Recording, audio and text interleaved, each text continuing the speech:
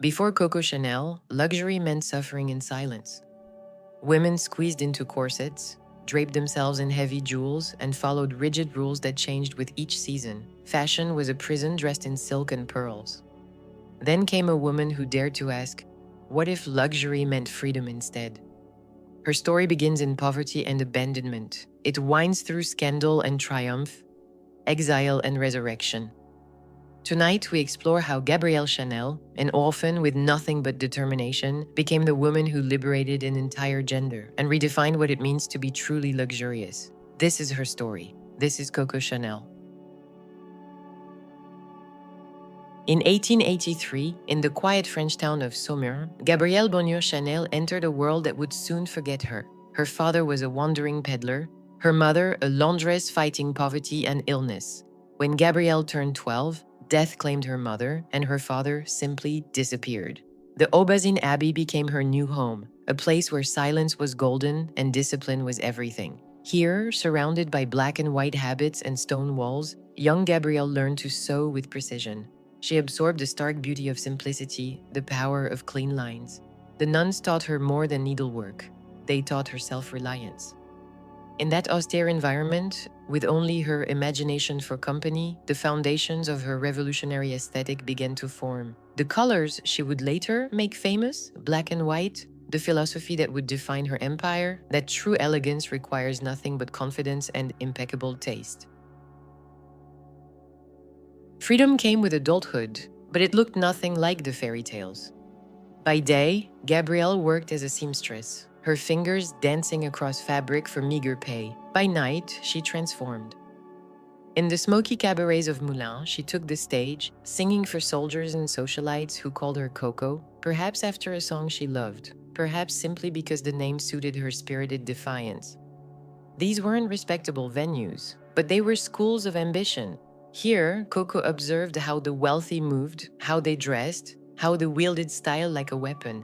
She saw through the elaborate costumes of high society and recognized something profound. Fashion wasn't about following rules. It was about breaking them.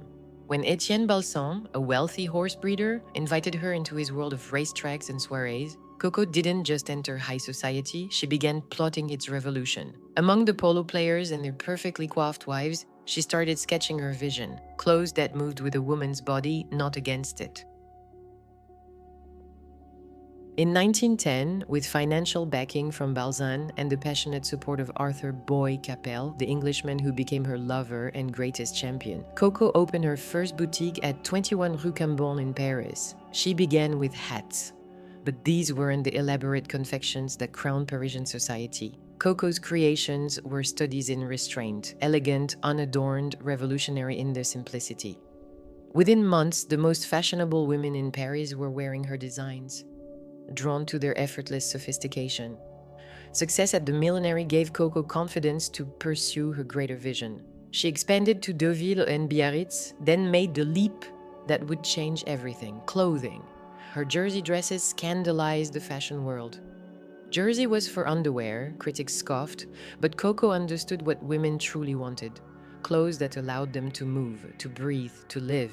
She liberated the female form from centuries of constraint, replacing corsets and complications with fluid lines and revolutionary comfort.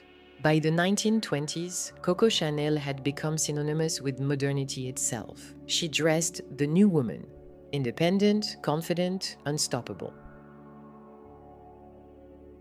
In 1926, Vogue made a prediction that proved prophetic. They called Chanel's simple black dress Chanel's Ford, destined to become a universal uniform of chic. The little black dress shattered conventions with quiet authority. Black, once reserved for mourning and servants, became the color of sophisticated rebellion. Every woman deserved to feel elegant, Coco declared. The LBD made that possible, democratic luxury at its finest. But Coco's ambitions reached beyond fabric. In 1921, she collaborated with master perfumer Ernest Beau to create something unprecedented: Chanel No. 5. While other fragrances mimicked single flowers, its scents were abstract poetry in a bottle, complex, mysterious, utterly modern. The bottle itself was revolutionary: clean lines, no frills, pure geometry. Like everything Coco touched, it rejected ornament in favor of essence. Both the little black dress and Chanel No. 5 became instant classics, proving Coco's central philosophy. True luxury isn't about showing wealth, it's about possessing impeccable taste. The 1930s brought personal tragedy that would haunt Coco forever. Boy Capel, her great love, her partner in revolution, died suddenly in a car accident. The loss devastated her, creating a wound that never fully healed. Then came the war, and with it, choices that would tarnish her legacy. When German forces occupied Paris, Coco closed her ateliers but remained at the Ritz Hotel, which became Nazi headquarters. Her relationship with Hans-Günther von Dinklage, a German intelligence officer, sparked accusations that would follow her for decades. Was she a collaborator or simply a survivor? The truth remains murky, buried beneath layers of rumor and political expediency. What's certain is that when liberation came, Coco fled France for Switzerland, her empire in ruins, her reputation in tatters. For nearly a decade, she lived in exile, a legend frozen in controversy. In 1954, at an age when most consider retirement, Coco Chanel staged the comeback of the century.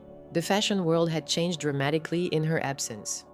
Christian Dior's new look reigned supreme, bringing back the very restrictions Coco had fought to eliminate. The French press was merciless, calling her outdated, irrelevant.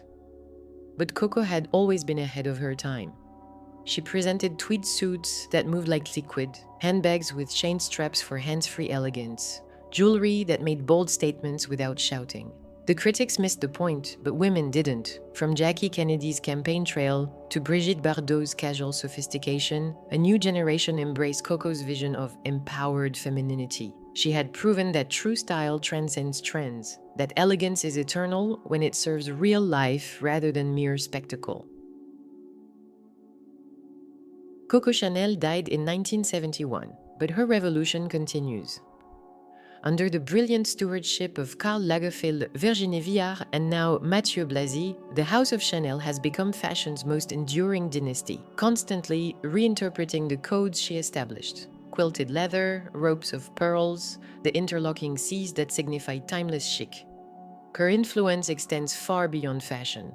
Coco taught us that elegance and comfort aren't opposites, they're partners. That luxury isn't about price tags, it's about perfect design. That a woman's greatest accessory is her confidence. Today, a bottle of Chanel No. 5 sells every 30 seconds somewhere in the world. The little black dress remains fashion's most democratic masterpiece. And every time a woman chooses comfort over convention, she honors Coco's revolutionary spirit. From an orphanage in rural France to the throne of international fashion, Coco Chanel proved that luxury isn't inherited, it's created. Through determination, vision, and unwavering belief in her own taste, she transformed not just how women dress, but how they see themselves. Her story reminds us that the most profound revolutions begin with a single, radical question. Why must things be this way? Coco Chanel dared to ask. The world is more beautiful because she did.